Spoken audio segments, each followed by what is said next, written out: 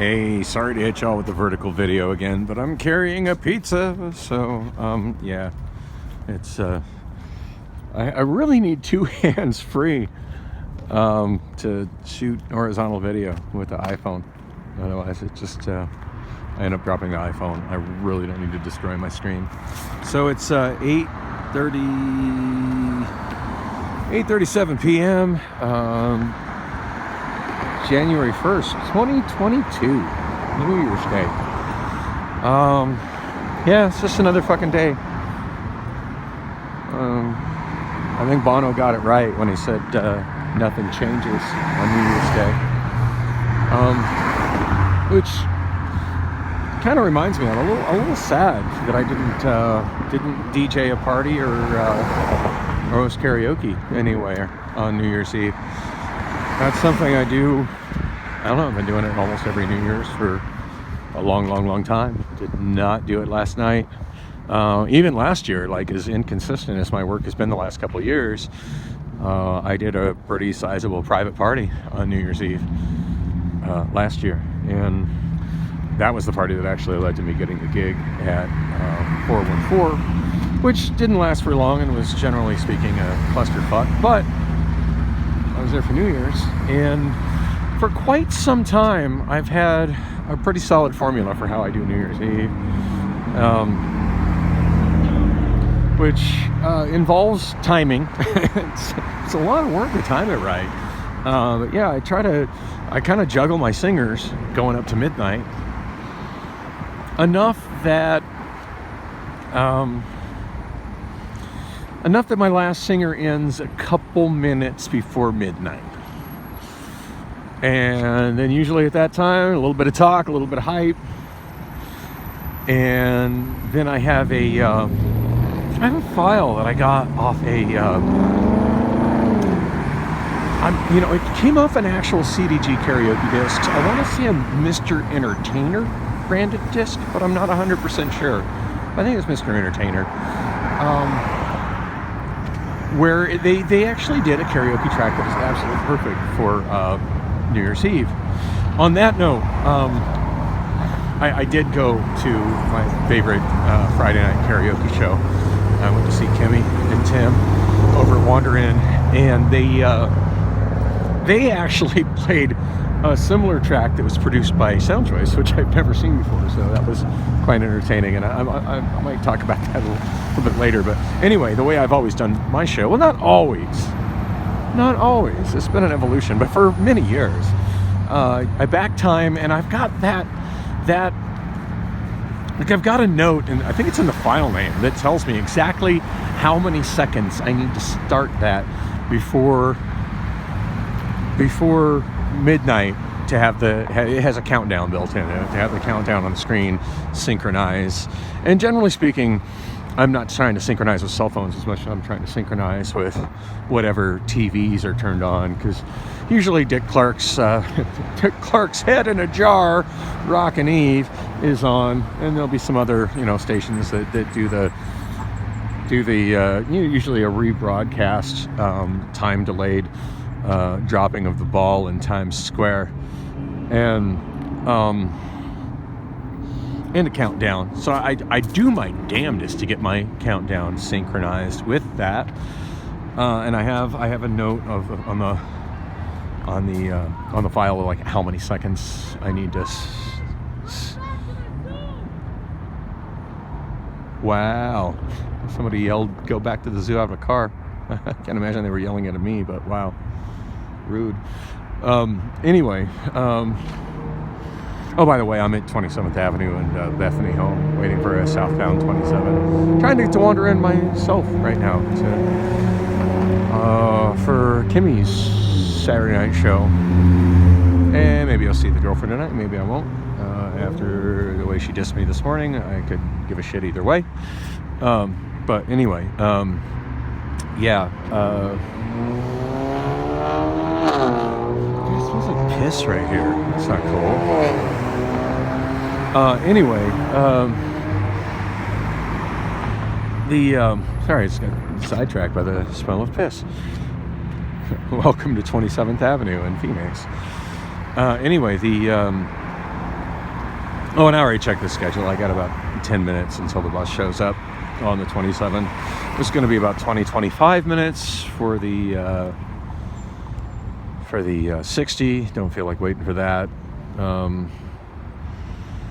Well, it seems on the Saturday schedule it always works out a little bit better to take the 27 south and just connect with the 17 at McDowell, and then take McDowell over to Wanderin. Which reminds me, I've been teasing on several videos that I was going to talk about this time last night, where I told somebody no, and it gave me a great amount of satisfaction to tell this guy no, and I get the feeling the guy hadn't been told no in a while, and I'm probably going to get to that story, but I was trying to explain what I do on New Year's Eve on my karaoke show.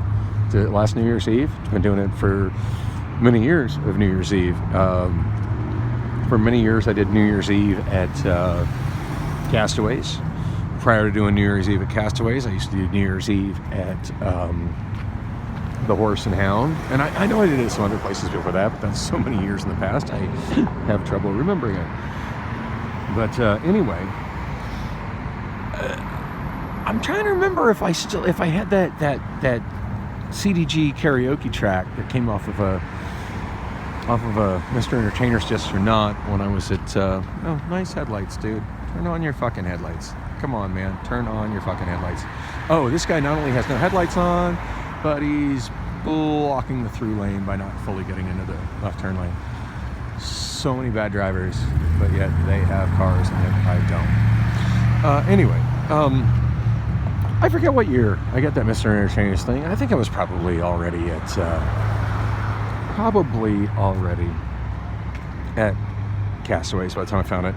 Anyway, I've been using it for many, many years, and it has a countdown, and I forget exactly what it puts on the screen, but the messaging is really good, the graphics are really good, and then it does a countdown. Happy New Year, blah blah blah. It does a countdown that everybody can count down along with, and then it says Happy New Year, and as long as you time it right at midnight, it puts fireworks on all the screen, which looks pretty cool. And then after about 20-30 seconds of fireworks noise, which is enough time to kiss whoever you're next to, if you want to follow that tradition. I like to follow that tradition. Got a good kiss at midnight. Didn't pay off when we got home from the bar, but that's another story entirely. Anyway, I don't know, about 20-30 seconds after midnight, it goes in with a pretty decent and traditional sounding karaoke rendition of Auld Lang Syne. And generally speaking, I sing it, and I hand mics out to a couple of my more competent singers that I feel are comfortable to sing with it, and try to get the whole bar to do a good old-fashioned sing-along of Auld Lang Syne after midnight. And then usually what I do at that point is just do a straight segue into the music video of New Year's Day by U2. Which is a damn old song, but if there's any song that captures all the excitement of New Year's, and then all of the self-reflection needed to realize that the excitement is kind of overblown, it's the music video for New Year's Day by U2. And yeah, that's been my way of welcoming in the new year every year for many, many years. And it wasn't last night, because for the first New Year's Eve in many years, nobody hired me to DJ their New Year's Eve party. Granted, I didn't really pursue it. I had a couple of places I thought might be worth asking about doing it, and then the more I thought about it, I realized, you know what? Without a vehicle, so much trouble to transport my equipment. Not worth the hassle. Not worth the fucking hassle. God, I hope I get my car back soon. Somebody asked me why I don't just buy another car, and I'm like, God damn, how many cars do you think I need to own?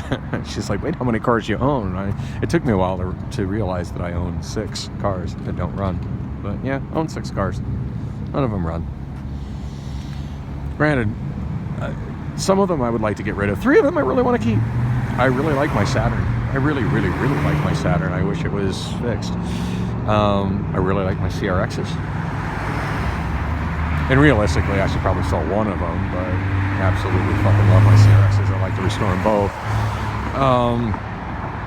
And as for the Lexus and the Beamer, or the Lexus and the Civic, yeah, nobody wants those. Nobody wants those. And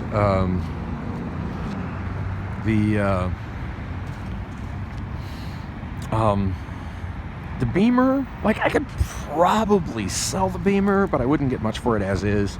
I know I'd make a whole lot more money out of the Beamer if I parted it out, and honestly, I should put some effort into that.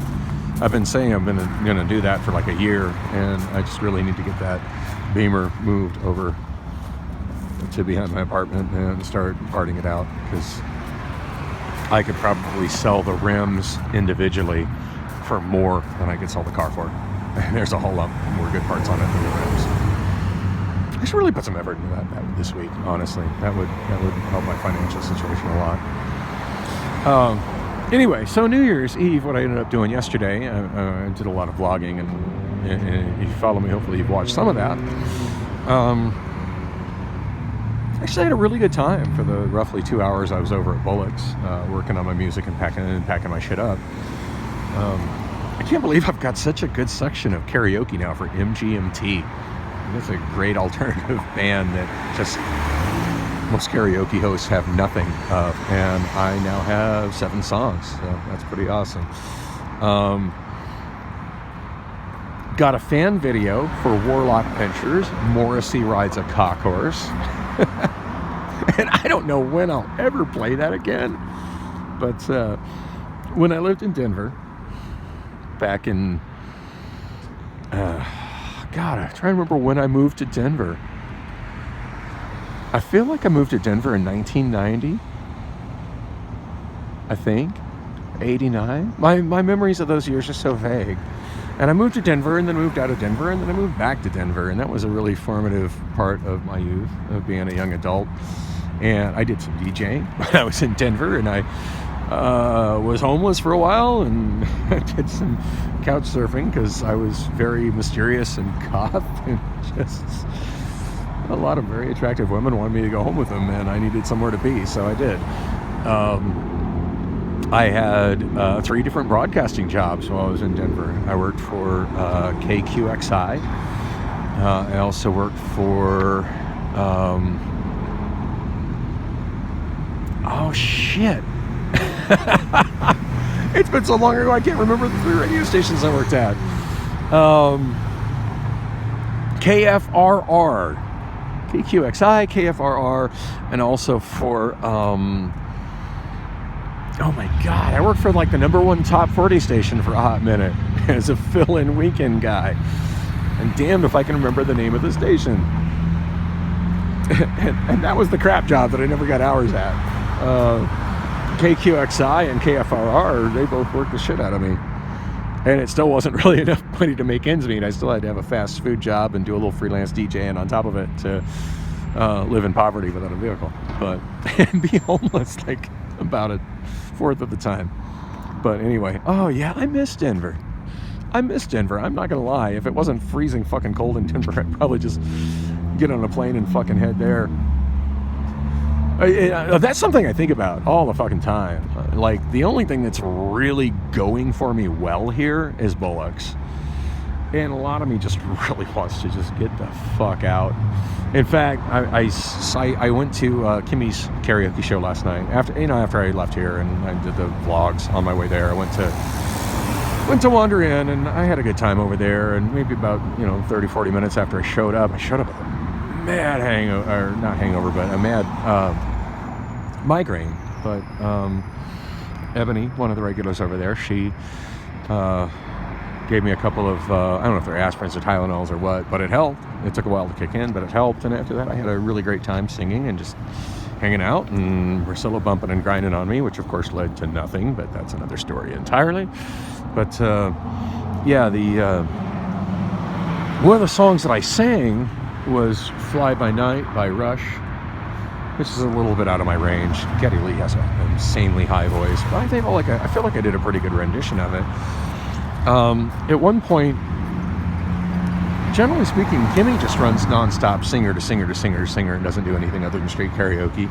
But every now and then, for whatever reason, she's got a little dead time between a singer between a couple of singers, and she'll have a song that just randomly comes up, and it always seems really random. It doesn't seem like that song ever really has anything to do with the singer she's coming out of or the singer she's going into, but it's usually a pretty freaking cool song. And the random song that just popped up was Fly By Night by Rush, and people were like grooving on it, like those guitar riffs. It starts it out, it's like dun, dun, dun, dun, dun. It's got a really distinctive bass line, and people were kind of grooving on it, and I'm like, oh yeah, who's singing Rush? Oh, this is Rush.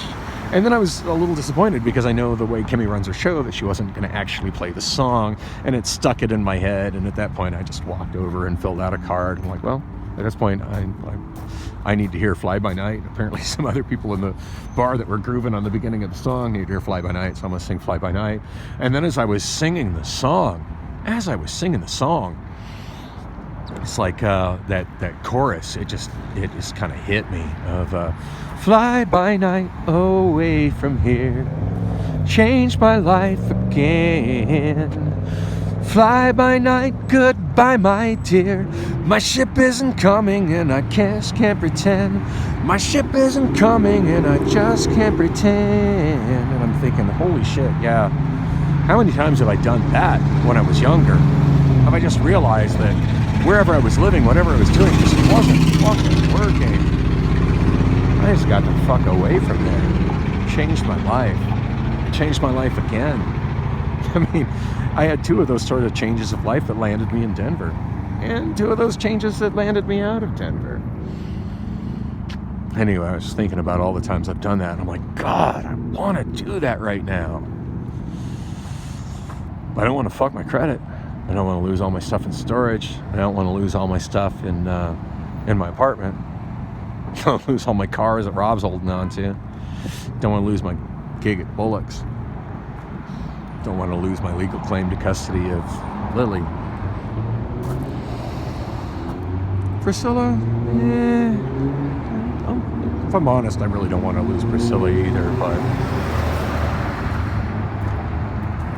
that's such a crazy love-hate thing at this point that it's kind of hard to say. But anyway, yeah, I just got thinking how much I would just love to just get on a plane, get on a bus, and just get the fuck away from here and just try to start over with nothing but whatever I cram in my fucking backpack and the cards in my pockets.